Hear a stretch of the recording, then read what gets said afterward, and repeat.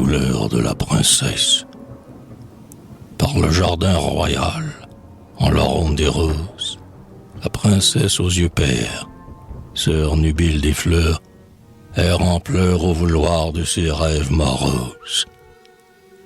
Les mille et mille voix du triomphal matin lui murmurent l'amour, et le soleil sommeille en ses cheveux épars sur son col enfantin. Un jet d'eau dont la gerbe en perles d'or ruisselle, parmi les boulingrins aux bordures de buis, s'irise de reflets d'ambre et de rubacelles. La brise heureuse arrive l'osier des taillis, et les oiseaux issus des masses de verdure se sont, au bleu désert, grisés de gazouillis. Mais ni le brouillard rose et rouge des corolles, ni l'eau mirant le ciel ensoleillé d'avril, ni les rameaux émus de vivantes paroles ne peuvent divertir la douce déraison de l'infante qui va vers la haute terrasse, d'où le regard des rois rôde vers l'horizon.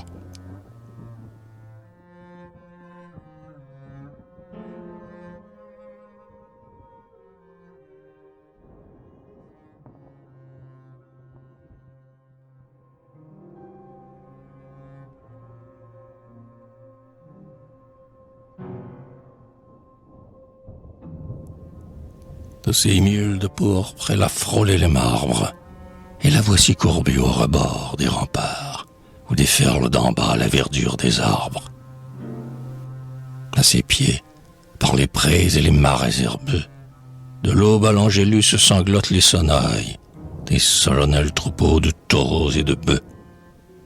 Sous le soleil de l'Est, la ligne des montagnes ondule en des lueurs d'améthyste et d'azur, pour mourir au milieu des moissons des campagnes. Parfois, comme le pleur sonore d'un bœuf froid, l'âme d'un lointain corps se sort du silence, puis s'étouffe soudain sous un souffle d'effroi. La chaleur s'alourdit.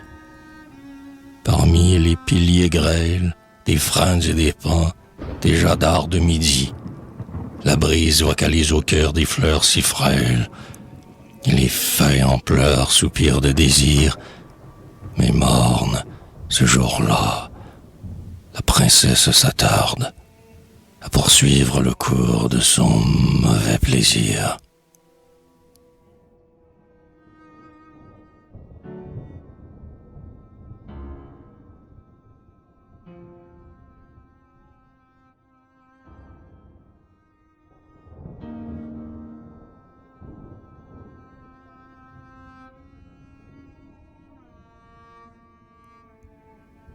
Les monts là-bas sont bleus comme un éveil de rêve, et, oh, le corps qui râle en le matin vermeil, si pâle est la paresse en la saison des sèves.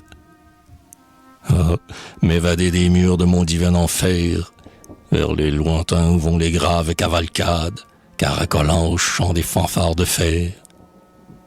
Au fond de la forêt glapit la mâle meute, j'entends par heure d'horreur halter la lalie, et c'est là-bas, comme un émoi d'émeute. Demain, et ontoxy sanglier du corps, les dames reviendront au trot des Achénés, dans la gloire des fers, des cuivres et des ors. Pourquoi dois-je, princesse austère et solitaire, mourir ici d'ennui? Qui viendra conquérir ma main pour me mener vers l'inconnu mystère? Où luira-t-il ton casque, ô chaste chevalier, que je crois voir venir au vol de la chimère, le bras bardé de bronze et lourd d'un bouclier?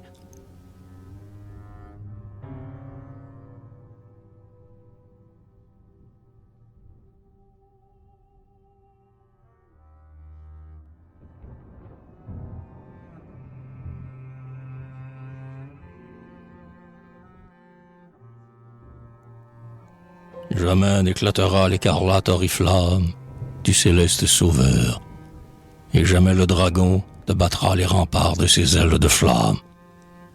Mais la princesse attend toujours, son bleu regard perdu dans la poussière impalpable des brumes, et la princesse attend encore, le front hagard.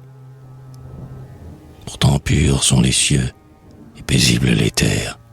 La semence mûrit au riz du renouveau, et la nature en rut aspire aux adultères.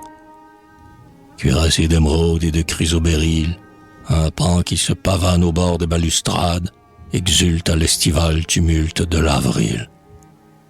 À l'ombre des lauriers et des cerisiers roses, les tourtereaux rêveurs qu'endort le lourd midi recoulent leur amour au corolle mi-close.